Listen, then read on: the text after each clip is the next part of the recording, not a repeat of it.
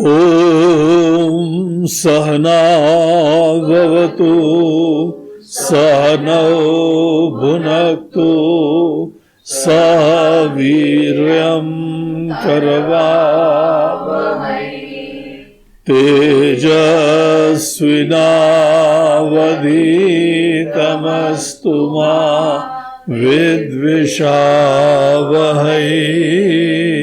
ओम शांति शांति शांति।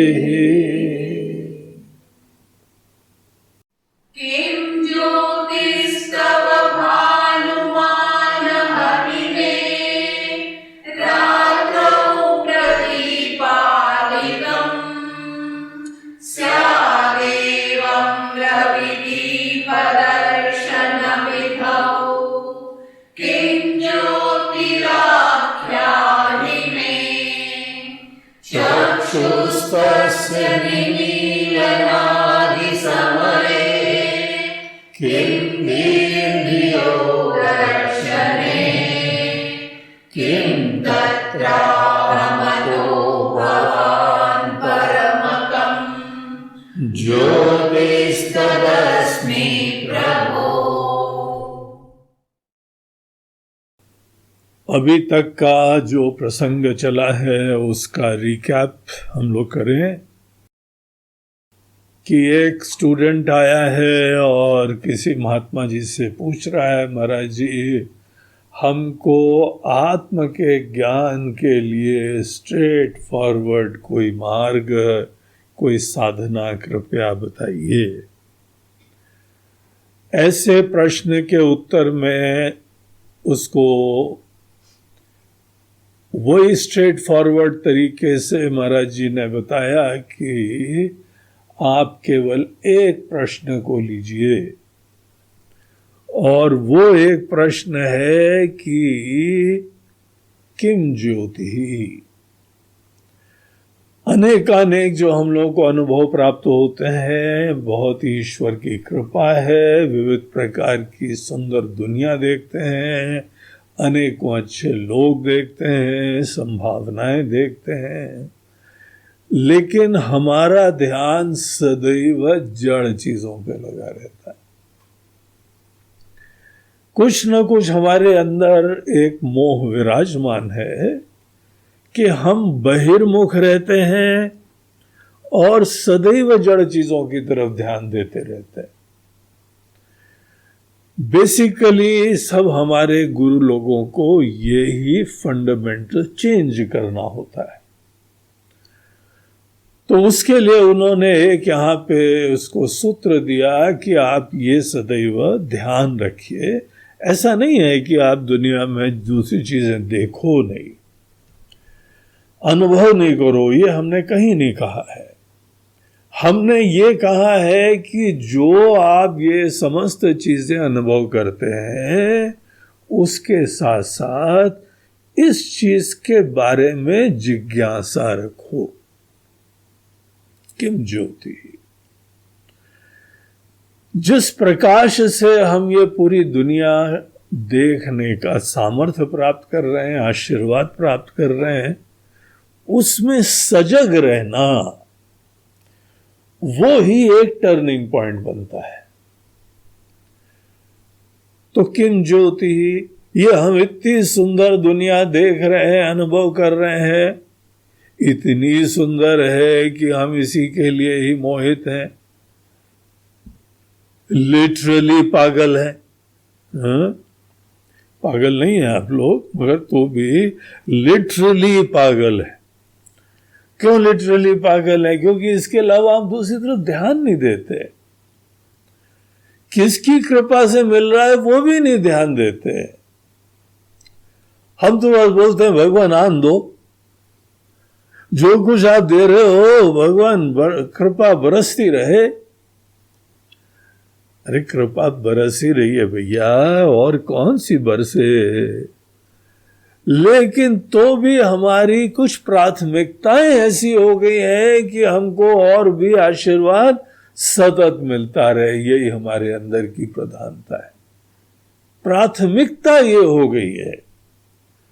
अनुभूतियों में कोई फर्क नहीं पड़ता। देखिए, आप जिस समय दुकान में जाते हैं, दुकानदार आपको दुनिया भर की चीजें बताता है, हम उसे बोलते हैं नहीं वो दे दो, बोलते हैं नहीं नहीं वो इतना अच्छा नहीं है, चाहिए दे दो। क्यों बोलता है पता है? उसके मन के अंदर ये सब व्यवहार करते हुए गणित चलती है कि किस में हमारा ज्यादा प्रॉफिट है। वो बेचारा वहां तपस्या कर रहा है। दुकान में बैठना कोई आसान नहीं होता है, बहुत बड़ी तपस्या होती है। हमसे कोई कहे कि पूजा के कमरे में इतनी देर बैठे रहो, आप सोच नहीं पाओगे। ऐसे बैठता है जाके, जो सवेरे खाना पीना खा खू के जो बैठा, रात तक वहीं बैठा रहता है। तो बहुत बड़ी तपस्या है। और तपस्या का प्रयोजन केवल यही तो है कि उसका जीवन चले, उसका आवश्यकताओं की पूर्ति हो, उसकी कमाई हो। प्राथमिकता ये होती है। अनुभूतियां कैसी भी रहे, प्राथमिकता चेंज हो जाती है। तो हम लोगों को यहाँ पे बताया, आपका जो भी अवस्था है, जो भी आपकी प्रकृति है, जो आश्रम है, आप सब चीजें वैसी करते रहिए। बस अपने मन के अंदर प्राथमिकता ये रखो, किम ज्योति, कौन सी वो ज्योति है जिसके वजह से हमको ये सब देख पा रहा है। तो ऐसा जब प्रश्न पूछा गया था तो उन्होंने बोला, महाराज जी बहुत ही स्पष्ट है कि हमको सूर्य देवता की कृपा से ही सब अनुभव हो रहा है, और इसीलिए अब हमको और भी कनेक्ट हो रहा है कि सूर्य देवता की उपासना, सूर्य देवता का स्मरण, इसीलिए हमारे पूर्वज लोग, हमारे बड़े बुजुर्ग लोग ये हमको बता के गए। सूर्य देवता के ही प्रकाश से सब अनुभव हो पाता है। तो प्रकाश की तरफ ध्यान मोड़ने के लिए ही ये भी सूर्य देवता की उपासना, उनकी वंदना, उनकी पूजा के पीछे यही एक प्रयोजन हमको और दिखाई पड़ता है। तो सूर्य देवता की कृपा से बोलते हैं, बहुत अच्छी बात है। अब हमको ये बताइए, रात को कैसे अनुभव होता है? अनुभव होता है ना, इसका मतलब कोई और भी प्रकाश है, केवल वही प्रकाश नहीं है। तो बोलते हैं हाँ बिल्कुल सही बात है महाराज जी, लाइट होनी चाहिए, दीपक होना चाहिए। रात्रो प्रदीपादिकम, प्रदीप आदि। कहीं पे हम लोग छोटा सा दिया जलाते हैं, कहीं पे कोई जो है आजकल बिजली जलाते हैं, इलेक्ट्रिसिटी, वो भले आप सोलार से जलाइए या बैटरी से जलाइए, कैसे जलाइए, लेकिन उसका महत्व रियलाइज करो। खासकर जिस समय आप अंधेरी जगह हो ना, कितना महत्व दिखाई पड़ता है प्रकाश का। अनेकों लोग तो बहुत ही घोर अंधकार में जाते हैं। तो लोग तारे वारे देखते हैं ना, टेलीस्कोप लेके तारों का अध्ययन करते हैं, चिंतन करते हैं। वो लोग ऐसी जगह ढूंढते हैं, जाके शहर से मीलों दूर जाते हैं, कोई लाइट नहीं होती। जब कोई लाइट नहीं होती है तो तारे इतने अच्छी तरह चमकते हैं, हम देख भी पाते हैं उन लोगों को। तो बहुत सारी ये छोटी छोटी देखिए टिमटिमाते हुए लाइट के सोर्सेस हैं। फिर कभी जो है चंद्रमा देवता निकलते हैं, इतना अद्भुत सा पूरा प्रकाश पूरी दुनिया में छा जाता है। घर आते हैं तो लाइट यूज करते हैं, तो ये लाइट का सोर्स है महाराज जी, इसके वजह से हम अनुभव कर पाते हैं। बोलते हैं बहुत अच्छी बात है।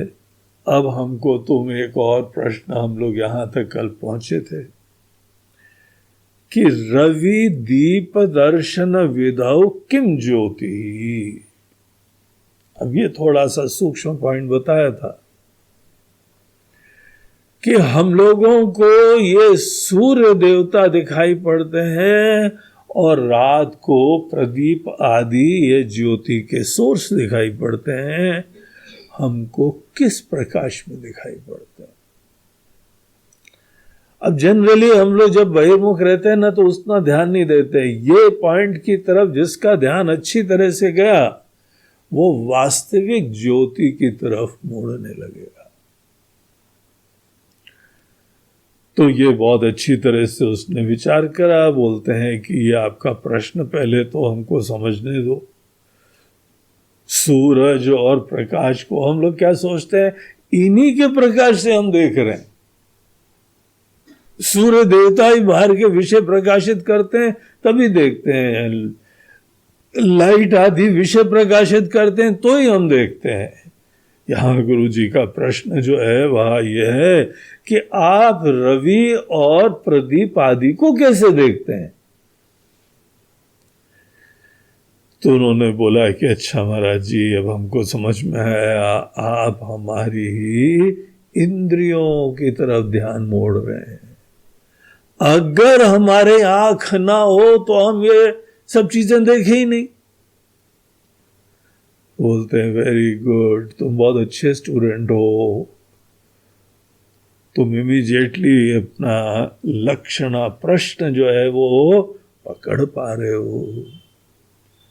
ये बात डेफिनेटली सही है कि चक्षु ही वहां पे ज्योति है। और ये बात देखिए कितनी गजब की बात है। हम सब लोगों की इंद्रियां, चक्षु आदि इंद्रियां, यहां पर तो जो है किसी एक रूप की तरफ ध्यान हो रहा था, उसकी चर्चा हो रही थी, इसीलिए इंद्रियां कौन सी है? चक्षु। लेकिन इसको हमने पिछली बार बताया था, हर विषय से कनेक्ट करो। पूरी दुनिया 5 विषयों से बनी हुई है और 5 विषय शब्द, स्पर्श, रूप, रस और गंध, ये 5 विषय बाहर का भी प्रकाश होता है, बाहर की भी लाइट होती है। विशेष रूप से चक्षु के लिए तो लाइट होती है, लेकिन गंध के लिए आपको सूर्य की भी प्रकाश की जरूरत नहीं होती। आपको स्मेल आ रही है, कहीं कुछ टेस्ट लेना है, कहीं पे कोई टच आपको एक्सपीरियंस करना है, कोई साउंड का एक्सपीरियंस करना है, म्यूजिक लगानी है, तो वहां पे सूर्य, चंद्र और प्रदीप आदि का भी कोई रोल नहीं है। केवल रूप रंग देखने के लिए ही सूर्य देवता की जरूरत होती है, चंद्रमा की जरूरत होती है, लाइट की जरूरत होती है। लेकिन वो एग्जाम्पल तो भी हमको चलेंगे, क्योंकि हमारा ऑब्जेक्टिव ये नहीं है कि बाहर कौन सी लाइट है कि नहीं है।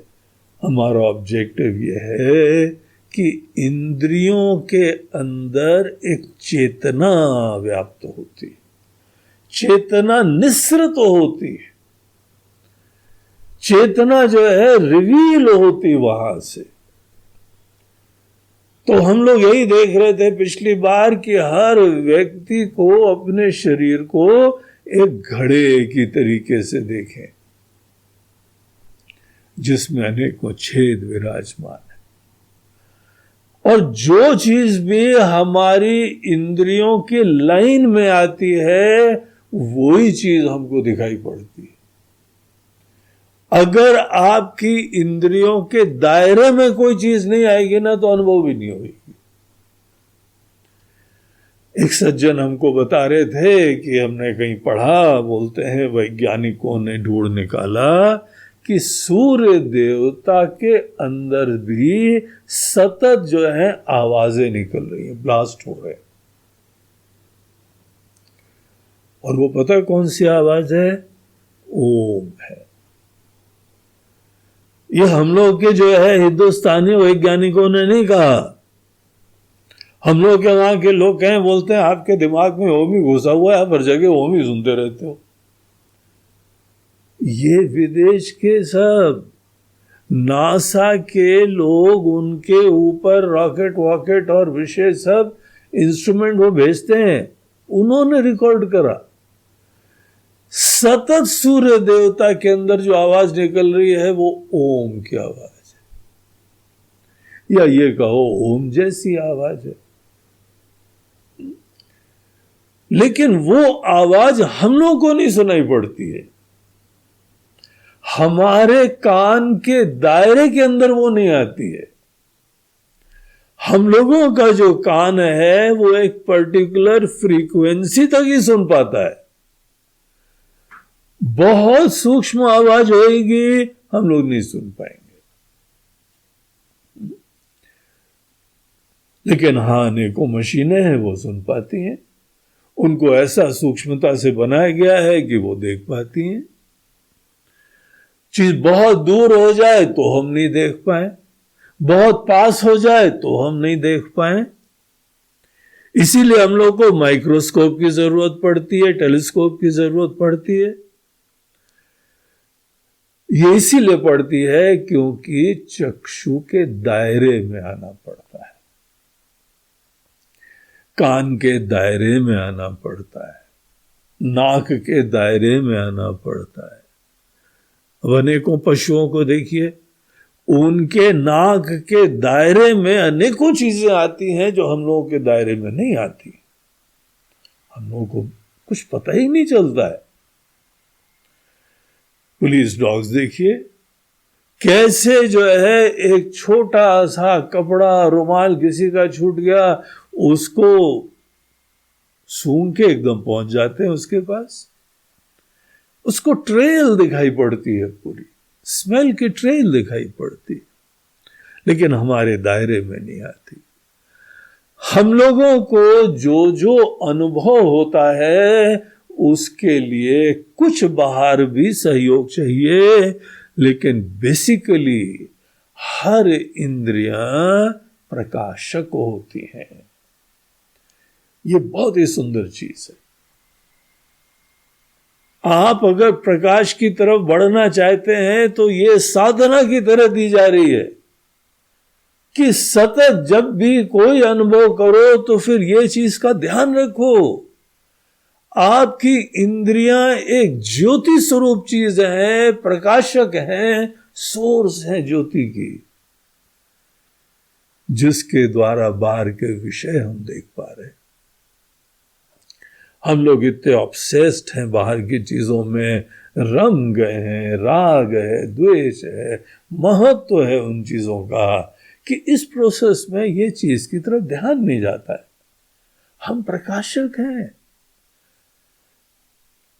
और ये चीज जो है एक हमको विलक्षण प्रकाश की तरफ ध्यान मोड़ती है।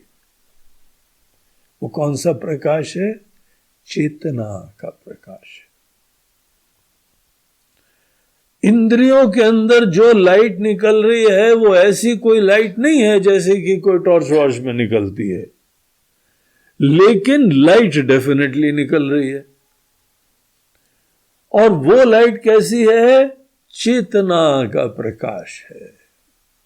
चेतना का प्रकाश किसको कहते हैं? क्या होता है चेतना का प्रकाश? ये चीज को बहुत ध्यान से समझो। अगर आपने चेतना का प्रकाश शब्द का अर्थ जान लिया तो आपकी गाड़ी ठीक लाइन से लग गई। आत्मज्ञान की तरफ आप बढ़ने के लिए समर्थ हो जाएंगे। चेतना एक प्रकाश होती है। हम कॉन्शियस हुए, हमको किसी चीज का भान हुआ, ये एक छोटी सी बात आपको चेतना की तरफ ध्यान ले जाएगी। शब्द, स्पर्श, रूप, रस, गंध, जो भी आप अनुभव कर रहे हैं, देखिए जो अनुभव करते हैं उसमें दो क्वालिटीज होती हैं। एक तो क्वालिटी ये होती है कि सब चीजें जो है परिवर्तनशील हैं, अनित्य है। एक चीज दिखाई पड़ती है, फिर दूसरी तरफ ध्यान मोड़ना पड़ता है, तीसरी तरफ, ये सब लिमिटेड है, छोटी छोटी चीज है। कोई भी एक ऐसा विषय नहीं है जो चारों तरफ सब व्याप्त है। इसीलिए तो ध्यान इधर उधर ले जाना पड़ता है। कई लोग बोलते हैं ना हमारे मन में चंचलता है, इसीलिए चंचलता है क्योंकि 50 विषय देखने के, देखूं किसे पकड़ूं किसे। एक हमारे भोले बाबा जी हैं, उनके वेदांत छंदावली है, वो उसके अंदर बोलते हैं छोड़ूं किसे पकड़ूं किसे, इतनी सारी चीजें हैं यहाँ पे, किसको किसको पकड़ें किसको किसको छोड़ें। इतनी संभावनाएं, इतनी अपॉर्चुनिटीज। बोलते हैं ठीक है बेटा, जो भी तुमको आवश्यक है उसको पकड़ो, जो आवश्यक नहीं है छोड़ो। शुरुआत में हमको ये सब बातें बताई जाती हैं, उसके बाद कुछ और बताया जाता है। बोलते हैं भले जो भी हो उसमें ये चीज की तरफ ध्यान मोड़ो कि किस प्रकाश से जान रहे हो। बाहर की चीजें अनित्य भी हैं और जड़ भी है। जब तक हम नहीं प्रकाशित करेंगे तब तक कुछ नहीं रिवील होएगा। देखो, एक शुतुरमुर्ग करके, ऑस्ट्रिच करके पक्षी होता है, अफ्रीका के देशों में पाया जाता है।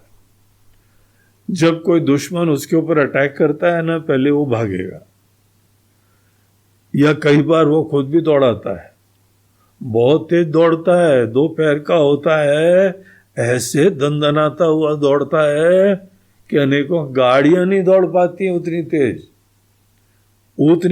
कई लोग उसके अंडे जो है ना चुराते हैं, और उसने देख लिया ऐसे भागेंगे कि कोई उनको बचा नहीं पाता है।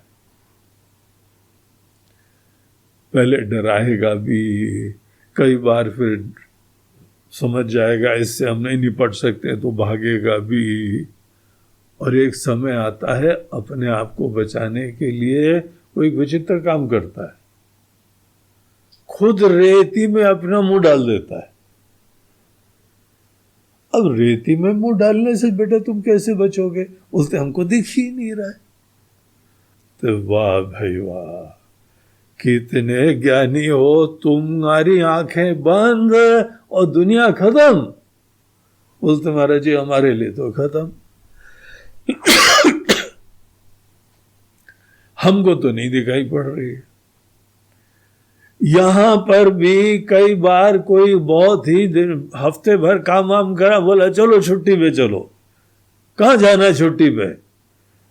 अरे जहां पे ये काम धंधा नहीं दिखाई पड़े, ये सब पूरा जो है वह दुकान नहीं दिखाई पड़े, ऑफिस नहीं दिखाई पड़े, हमारा बॉस नहीं दिखाई पड़े, चलो कहीं दूर, दिखाई नहीं पड़े, हम आंख मोड़ लेते हैं। हमारे आंख मोड़ने से बाहर की चीज टेम्परेरी तो नहीं दिख रही है, लेकिन आप एक चीज ये सोचो, आपको दिखती है या नहीं दिखती है, ये किस प्रकाश से जानते हैं? वो ज्यादा महत्वपूर्ण होता है। अभ्यास करने की जरूरत है। हर अनुभूति के समय हमको ये अभ्यास करने की जरूरत है कि किस प्रकाश के वजह से हम ये जान रहे हैं और नहीं जान रहे हैं। यहां पे जो है फलानी चीज नहीं है, ये भी हम कौन से प्रकाश से जान रहे हैं? चेतना के प्रकाश से।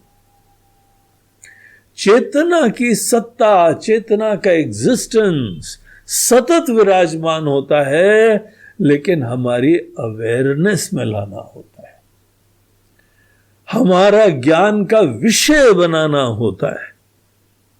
हमको कॉन्शियस होना पड़ता है कॉन्शियसनेस का।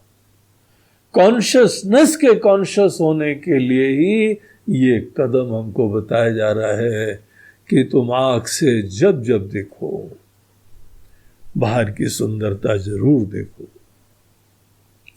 देखो, बाहर की चीजों में जितनी संवेदना होगी ना, उतनी संवेदना हमको अन्य चीज की भी होने लगेगी। अगर हमको बाहर की संवेदना नहीं होगी तो हमको सूक्ष्म रहस्यों की भी संवेदना नहीं होगी, क्योंकि यहां पे हमारे मन के द्वारा ही सब चीजों का अनुभव हो रहा है। बाहर जो है सुंदरता विराजमान है, हमको दिखाई नहीं पड़ रहा है। एक बार हम गए पचमढ़ी में सवेरे सवेरे हम लोग वहां पे जीपें आती हैं और घुमाने ले जाती हैं। बड़े सुंदर प्राकृतिक स्थान है वहां पे, झरने हैं, वहां पे जंगल हैं, उधर पक्षियां हैं, जानवर भी हैं। तो सवेरे सवेरे जो है वो करीब 6:30 बजा होगा, हम लोगों ने एक जीप को हायर करा और जाने लगे। उसी समय दूसरी टीम वापस आ रही थी, पता नहीं कितनी जल्दी चली गई थी वो। तो वो लोग आए, उतर रहे थे, तो पूछा कि आप लोग घूम के आ गए? हाँ, हम लोग वो फलाने वाटरफॉल पे गए थे। अब बोला, अच्छा, वाह, आप लोग तो इतने बढ़िया टूरिस्ट है, इतने सवेरे सवेरे चले गए, कैसा था वो? बोलते क्या था, ऊपर से पानी गिर रहा था बस। बोले वो तो हमने सुना बहुत सुंदर है। अरे सुंदर क्या, चारों तरफ जंगल था महाराज जी, वो जंगल में ऊपर से एक जगह से पानी गिर रहा था बस, और कुछ नहीं था वहां। हमने पूछा, फिर आप क्या उम्मीद कर रहे थे, क्या गिरेगा वहां पे? वाटरफॉल में, जंगल में, पहाड़ में से पानी नहीं गिरेगा तो और क्या गिरेगा? बोलते हमको तो कोई किक नहीं मिली महाराज। और हम लोग गए, इतना अद्भुत सा, इतना सुंदर, स्तब्ध हो गए, फ्रीज हो गए। बार बार इधर से फोटो, उधर से फोटो, हर एंगल से फोटो, वीडियो भी लिया उसका। तो किसी ने कहा कि beauty is in the beholder's eyes. आदमी की नजरों में सुंदरता होती है, और बाहर की दुनिया की सुंदरता जरूर देखनी चाहिए। भगवान कृष्ण ने तो गीता के 10वें अध्याय में विभूति योग दिया। बोलते हैं हम ही यहां पे क्रिएट करके चीजें खुद ही विराजमान है। इसीलिए बाहर की सुंदरता देखना आना चाहिए। जितनी सूक्ष्मता से सुंदरता आप देखोगे, आपका मन सूक्ष्म होता जाएगा। जितनी सुंदर चीजें देखोगे, आपका मन सुंदर होता जाएगा। ये हमारे मन को सुंदर बनाना, सूक्ष्म बनाना, सजग बनाना, अलर्ट बनाना, ये एक साधना होती है। और जिसका मन बाहर की चीजों में सूक्ष्म और सुंदर होता है, वो अपने अंदर भी सूक्ष्म और सुंदर चीजें देख लेगा। कॉन्शियस ही तो होना पड़ता है ना, कॉन्शियस होना चाहिए हमको। ऐसी कंडीशनिंग कई बार व्याप्त हो जाती है, ऐसे भयंकर संस्कार हो जाते हैं कि हमको लगता है सब पता है हमको, और बस उसी का एक मैकेनिकल रेपिटेशन चलता रहता है। कोई नई चीज हमको जीवन में अनुभव नहीं होती, समय बीतता जाता है, हम वहीं अटके रहते हैं। हमको वो ब्रेक करना पड़ता है, और हम ही कर सकते हैं। हम ही अपने इन मामलों में मन को सजग करने के लिए हम ही दोस्त होते हैं, हम ही दुश्मन होते हैं। तो ये सब बाहर की चीजें, देखिए, अच्छा साहित्य पढ़ना भी मन को सूक्ष्म बनाता है। बाहर की चीजें देखो, रूप रंग देखो, उनकी प्रकृति देखो, उनका स्वभाव देखो, उनका पूरे सृष्टि में रोल देखो, अनेकों चीजें देखने की होती हैं। उनकी भावना देखो, देखो जो भी पेट लवर्स होते हैं, जानवरों के प्रेमी होते हैं, इनको देख के, इनकी भावना देख के अभिभूत हो जाते। क्या प्रेम की संभावना होती है, आप देखो तो जानो। अनेकों लोग जिनके अंदर टेंशन वेंशन रहता है, आजकल डॉक्टर एडवाइस करते हैं कि भैया एक पेट रख लो। तुम्हारे घर वाले तो तुमको पूछते पाछते हैं नहीं, बड़े घुटते रहते हो। ये ऐसे प्राणी होते हैं जो तुम्हारा स्वागत करते हैं, उछल के जो है वो मुंह चाटने लगते हैं, तुम थोड़ी देर बाद आए तो बेचैन हो जाते हैं, तुम्हारे बगैर भोजन नहीं करते हैं। ऐसा प्रेम भरा होता है। भावना देखो, प्रकृति देखो, रूप देखो, रंग देखो, बाहर की सूक्ष्म चीजें देखो, सजग रहो, अलर्ट रहो, साहित्यिक रहो। ये सब मन को सूक्ष्म करने की चीजें। और जब बाहर की चीजों को हम सूक्ष्म करते हैं, सूक्ष्म चीजें देखते हैं, तभी अपने अंदर भी सूक्ष्म चीजें दिखाई पड़ती हैं।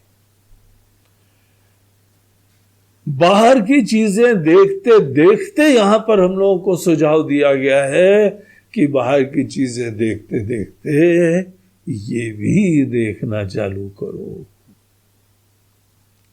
कि हम सब चीजों के कॉन्शियस हो रहे हैं।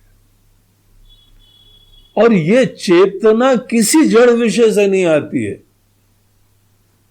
ये चेतना हमारे अंदर से रिवील हो रही है, निस्सृत हो रही है।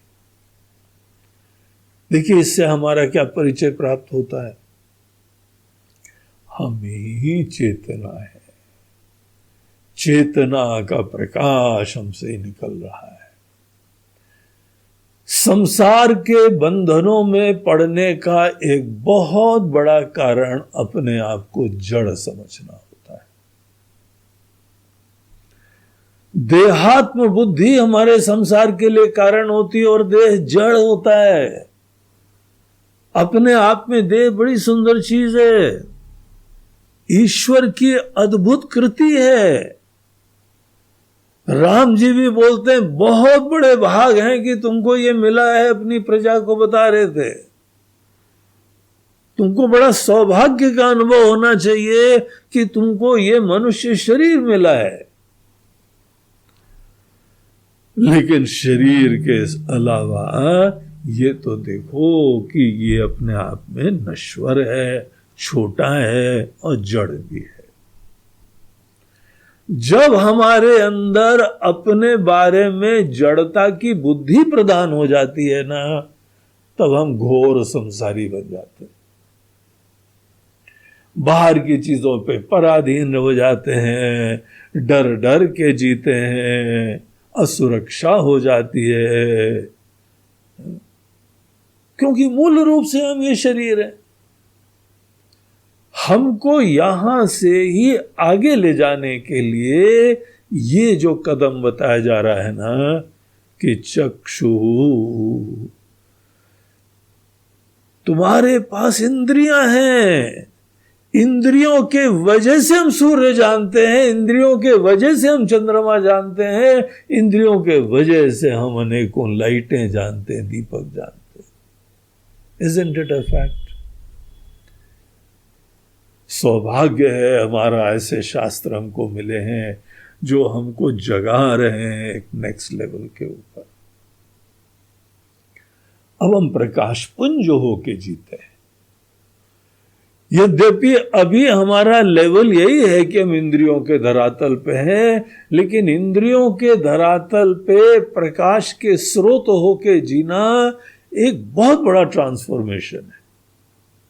हमारा परिचय बदल जाता है, हमारी आइडेंटिटी बदल जाएगी अगर आप दिन भर इस चीज के कॉन्शियस रहेंगे। तो हम इंद्रिय हैं, इंद्रियों से हम ही तो जानते हैं सूरज आया, उदित हुआ, अस्त हुआ, लाइट है या नहीं है, जड़ है कि नहीं है, अंधकार है कि नहीं है। और ये जो प्रकाश है ना, देखिए बहुत इंटरेस्टिंग, चेतना का प्रकाश। आप ज्योति को भी जानते हैं और अंधकार को भी जानते हैं। ये कोई बाहर की लाइट नहीं करती है। इस डिफरेंस को देखो, बहुत इंटरेस्टिंग डिफरेंस है। एक प्रकाश है सूर्य देवता का और एक प्रकाश है चेतना का। क्या डिफरेंस है? वो प्रकाश आता है, हो जाता है, और वो प्रकाश जहां होता है कभी अंधकार नहीं होता है। इसीलिए सूर्य देवता ने अंधकार को जाना ही नहीं अभी तक। मजाक मजाक में अनेकों लोग जो है कि नारद जी की कहानी सुनाते हैं कि सूर्य देवता को नारद जी मिले, बोला कि ना हे सूर्य देवता, आप इतने दिन से अकेले हो, कोई शादी ब्याह कर लो। तो महाराज जी, आप देव ऋषि ठहरे, आप ही सोचते हैं दूसरे का, कोई हमारे बारे में सोचते ही नहीं। सब हमको देखते हैं, बोलते हैं सूर्य देवता आज ये दे दो, आज वो दे दो, आज ऐसा दे दो, आज ये कृपा कर दो, आज वो कृपा कर दो। सब मांगते रहते हैं। हमारा भी जीवन है, कुछ हमारे बारे में कोई सोचते ही नहीं है। धन्य हो महाराज जी, धन्य हो। और अगर आप टॉपिक उठाते हैं तो कोई ना कोई चक्कर होता है। आप देख के आए हैं किसी न किसी को, महाराज जी आगे भी बता ही दो, किसको देख के आए हैं आप? बोलते हैं बहुत अच्छी कन्या है। बस ये है कि आप इतने प्रकाश स्वरूप हो, वो थोड़ी सांवली है, थोड़ी डार्क कॉम्प्लेक्शन है। बोलते आगे, बोलते आगे तो सभी बहुत बढ़िया है। असली रूप के चक्कर में मत पड़ा करो। स्वभाव देखो, अकल देखो, भावना देखो। रूप का क्या करोगे? कौन सा अचार डालोगे? निपटना तो पड़ेगा स्वभाव से, विचार से। अब कोई ऐसी अकड़ू हो, अभिमानी हो, हवा में हो, न कोई सेवा, न कोई प्यार, न कोई संवेदना, क्या करेंगे हम ऐसे नाग और कान का? चमड़ी का रंग, क्या करेंगे चमड़ी के रंग का? असली जो है तो गुण होते हैं। तो नारद जी भूमिका बना रहे थे, बहुत बढ़िया गुण है, सुशील है, सौम्य है, सुंदर है, सुकन्या है। बोलता ठीक ठीक महाराज जी, अब बताओ है कहाँ, एड्रेस क्या है? तो बोलते हैं जो पृथ्वी दिख रही है ना, पृथ्वी के उस पार अब जाओ, आपको कोई सांवला सांवला दिखाई पड़ेगा। और सुनते हैं तब से सूर्य देवता पृथ्वी के चक्कर काट रहे कि अब तो मिलेगी, हम होंगे कामयाब एक दिन। और इसी चक्कर में सूर्य देवता को चारों तरफ चक्कर लगवा दिया नारद जी ने, और आज तक नहीं मिली। एक शादी की बारात में लोग लाइट अपने सर पे रखे हुए थे, वो जो गैस लाइट होती है, तो वहां पे वो सेठ ने बोला कि जाओ, यहाँ कहाँ खड़े हुए हो, जहाँ दे रहा है ना वहां खड़े हो जाके, वहीं तो लाइट की जरूरत है ना, वो गेट साइड है, कोई आएगा उसको पता लगेगा, उधर जाओ। तो जो गए सो गायब भी हो गए वो। तो बाद में थके हारे जो है ना, सवेरे वापस आए, 2 डंडे लगाए, नाला एक आदमी, कहाँ भाग गया था तू? वो बड़े मासूमियत से बोलता है, बाबूजी आपने बोला था अंधेरे में रखो, वहां खड़े हो, हम अंधेरा ढूंढ रहे थे, कहीं मिले ही नहीं, आगे बढ़ते चले गए हम। तो सेठ ने बोला, अपना माथा फोड़े कि इसका सर फोड़े? हमारा इंस्ट्रक्शंस ही गलत थे। लाइट वाले को बोला कि अंधकार में जाके खड़े हो, वो जहां जाए वहां अंधकार गायब। अब लाइट सर पे रखे हुए कौन अंधकार ढूंढेगा?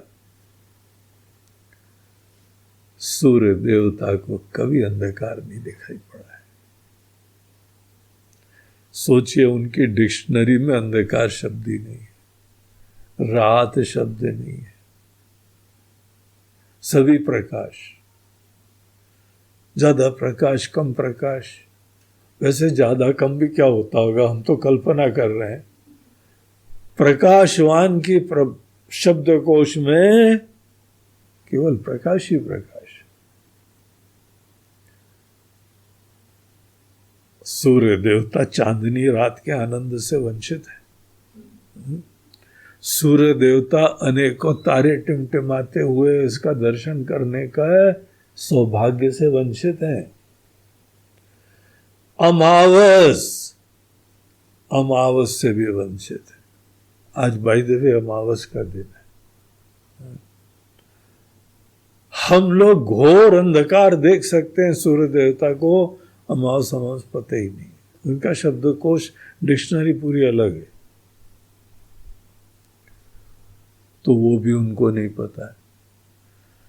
लेकिन आप देखिए इसका महत्व, इसीलिए ये सब हम कथाएं सुना रहे हैं। इसकी इंपॉर्टेंस रियलाइज करो। हम और आप प्रकाश भी देख पा रहे हैं और अंधकार भी देख पा रहे हैं। क्या यूनिकनेस, क्या ब्यूटी है चेतना की। चेतना ऐसा प्रकाश है जो किसी को भी जो है विरोधी नहीं है, सब चीजें रिवील करता है। सूर्य देवता वो सब चीजें रिवील नहीं करते, अंधकार रिवील नहीं करते। तो यूनिकनेस है, उनका भी आशीर्वाद है, उनकी यूनिकनेस है, लेकिन साथ साथ चेतना की विलक्षणता की तरफ ध्यान मोड़ना है। चेतना ऐसा प्रकाश है, इसीलिए आप सवेरे भी सब चीजें देख पाते हैं। आपको अंधेरे में भी कोई चीज लेने भेजे तो आप ढूंढ ढाड़ के ले आओगे, टच करके जाओगे, धीमे धीमे हाथ टटोलते हुए जाओगे। कहीं पे कोई आवाज वाली चीज है तो सुन के चले जाओगे। दूसरी इंद्रियां उस समय बहुत तेज हो जाती हैं, फील कर लोगे आप।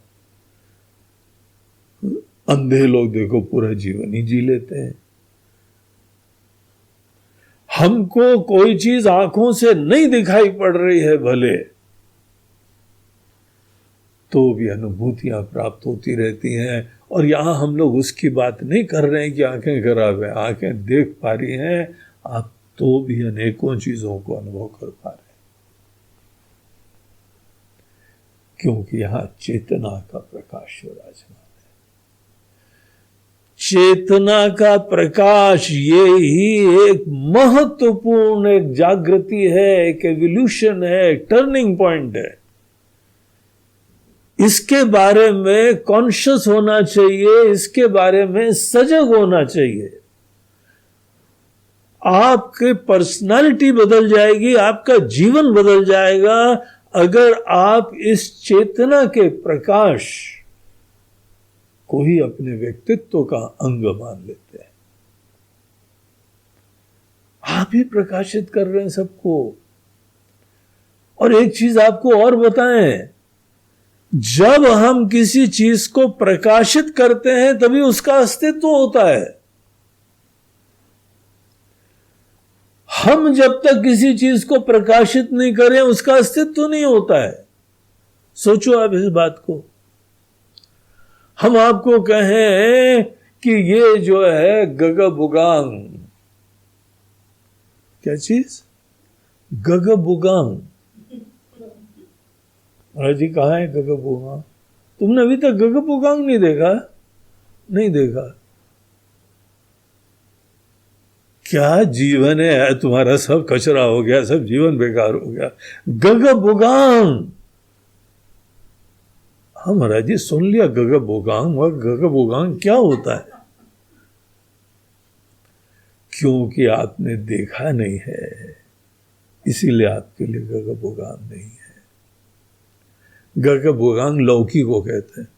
अच्छा लौकी को, वो देखा है हमने, हाँ? वो अनुभव करा है। वैसे लौकी को कहते नहीं, हम ऐसे दृष्टांत दे रहे हैं। वो अगली बार ये मत बोलना आज गगबुगांग की सब्जी बनी हुई है। ये हम अपना पॉइंट प्रूव करने के लिए कुछ भी बोल रहे हैं। अर्थात जब हमको किसी चीज का एक्सपीरियंस नहीं हुआ है, हम कॉन्शियस नहीं हुए, उसका एग्जिस्टेंस ही नहीं होता हमारे लिए। ये वर्ड हमारे स्वामी दयानंद जी यूज करा करते थे। जब भी कोई नॉन एग्जिस्टेंट चीज के बारे में बताना हो, बोलते हैं तुमने इसको सुना है गगबुगांग को? नहीं महाराज जी, हमने भी नहीं सुना है, क्योंकि होता ही नहीं है। ये खोखला शब्द है जिसका कोई मीनिंग नहीं है, कोई ऑब्जेक्ट नहीं है। देखो कितनी इंपॉर्टेंट चीज है। एक बार हमारी इंद्रियां किसी चीज की कॉन्शियस होती हैं तो ही जाके उसका एग्जिस्टेंस होता है। अर्थात सब चीजों के एग्जिस्टेंस के लिए विषय जिम्मेदार है कि तुम जिम्मेदार हो? पहले हम किसी चीज का एग्जिस्टेंस निर्धारित करते हैं। हमारे वजह से चीजें होती हैं, क्योंकि हम देख रहे हैं, हम कॉन्शियस हुए। यहां बहुत सारी चीजें, हम बहुत सारी चीजों में कॉन्शियस नहीं है, इसीलिए वो हमारे लिए कोई महत्व की चीज ही नहीं है। हर वस्तु के अंदर अनेकों एटॉमिक पार्टिकल्स विराजमान है। दिख रहे हैं आपको? हमको तो नहीं दिख रहे भैया। आप श्रद्धा से मानते हैं कि वैज्ञानिक लोग कह रहे हैं। क्योंकि हमको दिखते नहीं है, इसीलिए हमारे अंदर कोई महत्व ही नहीं है उसका। पर्सनली वो हमारे न राग के न द्वेष के किसी चीज का विषय नहीं है। हम पहले रिवील करते हैं, हमारे द्वारा किसी चीज का एग्जिस्टेंस सिद्ध होता है, फिर किसी न किसी चीज का उनमें से महत्व बढ़ जाता है और उनमें से भी किसी चीज के प्रति अटैचमेंट होने लगता है, बहुत ही राग होता है या किसी चीज के प्रति द्वेष होता है। तो क्या जीवन की कहानी है? और सोर्स हम। फिर बाद में जो है कोई चीज मुसीबत होती है तो मंदिर में जाते हैं फिल्मी स्टाइल में, भगवान ये कैसी दुनिया बनाई है कि मुसीबत हो रही है उनको। बोलते हैं हमने कहाँ बनाई, तुमने बनाई। प्रकाशित तो तुम कर रहे हो ना। तुमने किसी चीज के एग्जिस्टेंस का महत्व रखा है, तुम प्रकाशित भी करते हो, महत्व भी रखते हो, उसके बाद उस चीज की तरफ प्रवृत्ति होती है। तुम प्रकाशित कर रहे हो, महत्व दे रहे हो, ये तो तुम ही कर रहे हो ना। बाहर के जड़ विषयों को छोड़ो, तुम तो सूर्य चंद्रमा को भी प्रकाशित कर रहे हो। कर रहे हो कि नहीं कर रहे हो? वहां जी कर तो रहे हैं, लेकिन इतनी ज्यादा बड़ी बात हम अपने बारे में नहीं समझते हैं। बोलते हैं समझा करो। तो तुम जब निकलो तो ऐसे प्रकाश पुंज की तरह से निकलो। तुम अपनी दुनिया को आलोकित करते हो, प्रकाशित करते हो। तुम्हारे प्रकाश में ही सब चीजें जानी जाती हैं।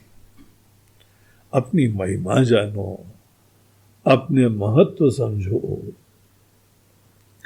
तो ये चीज जब किसी ने मनन करी और डाइजेस्ट कर ली, देखिए यहाँ पे केवल इंफॉर्मेशन आपको मुक्ति नहीं देगी। इंफॉर्मेशन ये है कि बाहर जो है किसे जानते हो, बोलते हैं अपनी आंखों से जानते हैं, आगे बोलो, इतना समझ गए हम, तो आगे बताइए।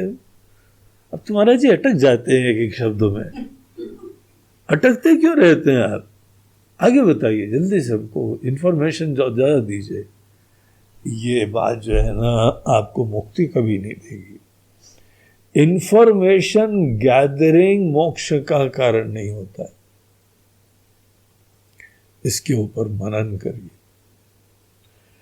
हम प्रकाश पुंज है, ये हमारे अनुभव का विषय बने। हम ही प्रकाशित करते रहते हैं। हम एक ऐसे घड़े हैं जिसके अंदर से 5 विचित्र प्रकार का प्रकाश निकल रहा है। चेतना का कैसी भिन्न भिन्न टाइप्स निकल रहे हैं। एक हमारे अंदर से चेतना शब्द को प्रकाशित करती है, एक कॉन्शियसनेस स्पर्श का अनुभव कराती है, एक कॉन्शियसनेस खाने के समय टेस्ट का अनुभव कराती है। हमारे यहां जवान से भी प्रकाश निकल रहा है। अनेकों टेस्ट हम उसी की वजह से जान रहे हैं। ये विषय अपने आप को रिवील नहीं करते हैं, हम रिवील करते हैं। गंध, दुर्गंध, सुगंध सब चीजें हम रिवील करते हैं, है ना ये फैक्ट। इस बात का रियलाइजेशन करो, इसका महत्व समझो, इसके इम्प्लीकेशन समझो। इंफॉर्मेशन एक चीज है, लेकिन इसको डाइजेस्ट करना, इसको रियलाइज करना फैक्ट को बहुत डिफरेंट बात है। हमको ज्ञान का आशीर्वाद, हमको आत्मा का यथार्थ इस एक एक स्टेप के ऊपर गहराई से चिंतन करते हुए इसको देखना है और एसिमुलेट करना है। ऐसी पर्सनालिटी से युक्त होकर निकलो तुम, प्रकाश पुंज हो, तुम्हारे प्रकाश में सब प्रकाशित हो रहा है। कोई दीनता की बात नहीं आती। प्रकाशक की तरीके से निकलना चाहिए। इंद्रियों के धरातल पे ये ज्ञान हमको प्राप्त होना चाहिए।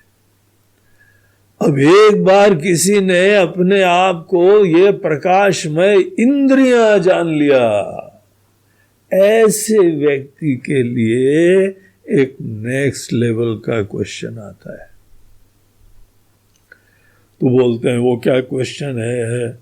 बोलते हैं जब ये बताओ, चक्षुरादि चक्षु तस्य निमीलनादि समये, थर्ड लाइन इस श्लोक की तीसरी लाइन के अंदर ये बोलते हैं चक्षु मतलब पिछले जो है क्वेश्चन का आंसर था चक्षु। फिर बोलते हैं तस्य निमीलनादि समये, आंखें बंद होती है ना कभी कभी। आंखों के ऊपर हमारा नियंत्रण हो, जब भी चाहे हम खूब अच्छी तरीके से खोलें और जब भी चाहे हम उनको विश्राम दें, बंद कर लें। ये स्वतंत्रता होनी चाहिए। ये बहुत अच्छी स्वतंत्रता होती। इस स्वतंत्रता को बोलते हैं दमः। दमः मतलब ये नहीं है दमन। दमः की परिभाषा होती है इंद्रिय निग्रह। आप स्वामी बन के जिए, इंद्रियों के स्वामी बन के जीना चाहिए। ये जो व्रत होते हैं ना, व्रत का ऑब्जेक्टिव होता है इंद्रियों के ऊपर स्वामित्व की स्थापना।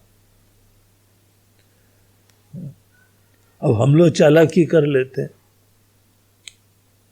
कि पता लगा कि आज व्रत है, शिवरात्रि का आज व्रत है, और अच्छा, फिर उसके बाद आती व्रत में क्या खाना है। बोलते अरे एक सज्जन यहाँ आश्रम में आए थे, सही घटना है। शिवरात्रि के समय आए थे तो वहां पे हम लोगों ने जो है फलाहार का भोजन बनवाया था। तो उनकी आंखें फटी फटी रह गई, बोलते महाराज जी ये आज तो व्रत है। वो मेंटली रेडी था कि आज कुछ नहीं खाएंगे, आज एक दिन अपने पेट को ब्रेक देंगे। और फलाहार में पूड़ी थी, सब्जी थी, हलवा था, खीर बनी हुई थी और ऊपर से फल था, ड्राई फ्रूट की भी मिठाई थी।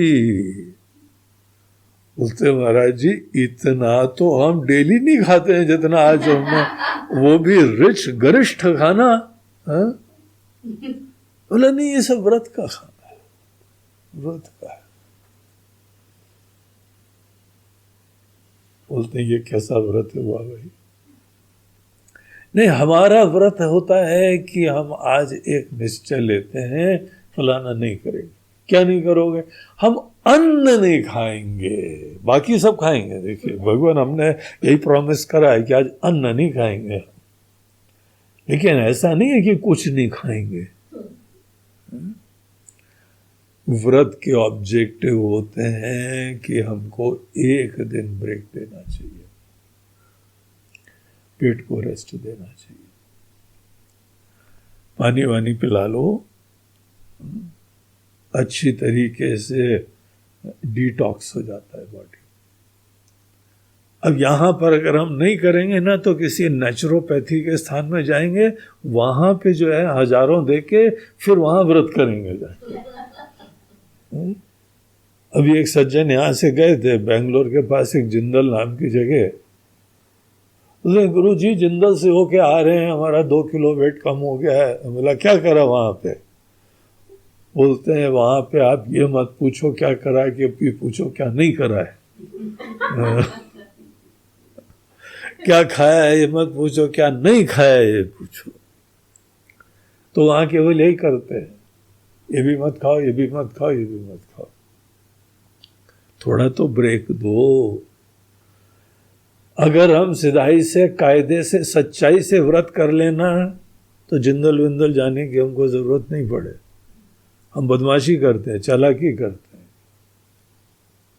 खाऊ, सब लोग खाऊ बने हुए हैं। तो इस तरीके से हमारी इंद्रियों के ऊपर निग्रह होना चाहिए। वैसे भगवान ने सिस्टम बनाया है कि नेचुरली थोड़े समय के लिए निग्रह होता है। रात को जब हम सोते हैं, स्वप्न की अवस्था की परिभाषा ये दी जाती है, बगैर इंद्रियों के जब कोई अनुभूतियां करें, आपको लोग भी दिख रहे हैं, दुनिया भी दिख रही है, लेकिन आपकी ये इंद्रियां काम नहीं कर रही, उसको ही स्वप्न की अवस्था कहते हैं। और गहरी निद्रा में मन भी शांत हो जाता है। स्वप्न में इंद्रिय निग्रह, गहरी निद्रा सुषुप्ति में मनोनिग्रह। तो इंद्रिय निग्रह, मनोनिग्रह ये होता रहता है। हमको अपनी तरफ से ही जगे होते होते ये कोशिश करनी चाहिए, इंद्रियों के स्वामी बन के जीना। इंद्रियों को ये नहीं है सदैव दमन करना चाहिए। इंद्रियों को बहुत ही सुंदर, स्वच्छ, स्वादिष्ट सब खिलाओ और अच्छी तरह से जग के खाओ, अलर्टली खाओ। और जब चाहो तब खाओ, जब चाहो ना खाओ। देखिए हमारी स्वतंत्रता इसमें मात्र नहीं होती है कि हमको जो करना है सो करें। हमारी स्वतंत्रता इसमें भी होती है जब हम न चाहें तो न करें। केवल ये स्वतंत्रता नहीं है हमारी फ्रिज में बहुत कुछ माल रखा हुआ है, जब भी चाहे खा ले। बोलते हैं तुम जरूर खा लो, अवश्य खाओ, सुंदर खाओ, स्वादिष्ट खाओ, संतुलित खाओ, लेकिन साथ साथ जब न चाहो तो न भी खाओ। मूल रूप से इंद्रिय नहीं, हम अपने बुद्धि से जीवन जिए। जब बुद्धि की प्रधानता हो जाती है तब इंद्रिय निग्रह हो जाता है। जरूर बोलो, लेकिन जब चाहो ना बोलना तो ना भी बोलो। जैसे खाने का व्रत होता है वैसे ही मौन व्रत भी होता है। और उस समय तुम बड़े सुंदर लगते हो। आपने कभी देखा जो बड़ा शांत रहता है वो कितना सुंदर लगता है। शांति टपकती है और सदैव बोलते रहते हो, तुम्हारी सुंदरता खराब हो जाती है। ट्राई करना। इंद्रियों को जो है ब्रेक दो। इंद्रियां जिस समय शांत हो जाती हैं, काम नहीं करती हैं, पहले तो ये सिद्धि करो। और एक बार ये सिद्धि कर लेते हो, उसके बाद तुम कैसे जानते हो? उसके बाद को जानते हो कि नहीं जानते हो? इसको बोलते हैं चक्षु निमीलनादि समये। जब आंखें बंद हैं, जब कान भी बाहर चीजों की तरफ, चलो एक ही पहले इंद्रिय से देख लो, फिर दूसरी इंद्रियों को बाद में यूज करेंगे। एक इंद्रियों को देखो, आंखें बंद है, बाहर की चीजें नहीं दिख रही। उस समय कुछ एक्सपीरियंस हो रहा है कि नहीं हो रहा है? उस समय भी हमको कुछ अनुभव होता है। वो अनुभव किस प्रकार से होता है? आंखें बंद तो दुनिया गायब, आंखें बंद तो सूर्य चंद्रमा भी नहीं दिख रहा है। ऐसे समय आपको कुछ तो दिख रहा है। चक्षुरादि निमीलनादि समये किम ज्योति ही, कौन सी ज्योति होती है? अब देखिए, ये उस व्यक्ति के लिए प्रश्न है जो इतना जान गया है कि हम प्रकाश, इंद्रिय प्रकाशमय है। हम ही सूर्य को जानते हैं, हम ही चंद्रमा को जानते हैं। अब यहां पे कोई अपने देहात्म बुद्धि से युक्त, जड़ता से युक्त वो व्यक्ति नहीं है। यहां वो व्यक्ति है जो अपने आप को 5 टॉर्च लाइट वाला समझ रहा है। हमारे प्रकाश में दुनिया प्रकाशित होती है। ऐसा व्यक्ति, अब वो इंद्रियां जब बंद करता है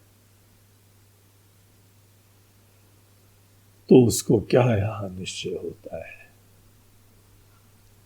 तो ये यहां पे प्रश्न करा गया। अब इस प्रश्न का उत्तर आप लोग अपनी तरफ से समझिए और फिर हम लोग नेक्स्ट सेशन में यहां से आगे चलेंगे।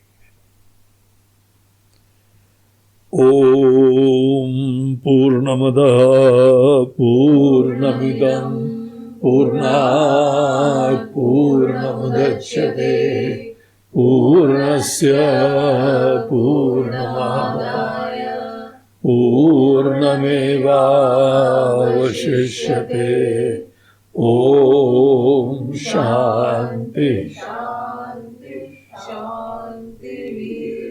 हरि ओम श्री गुरुभ्यो नमः। हरि ओम नमः पार्वती पतये हर हर नर्मदे हर बोलो गंगा जय। किं ज्योतिस्तव भानुमानः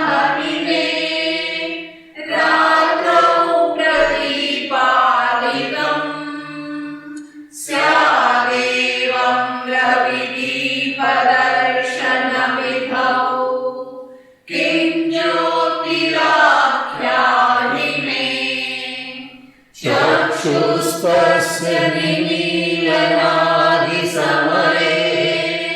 किं दर्शने किं तत्राहमतो भवान् परमकम् ज्योतिस्तदस्मि प्रभो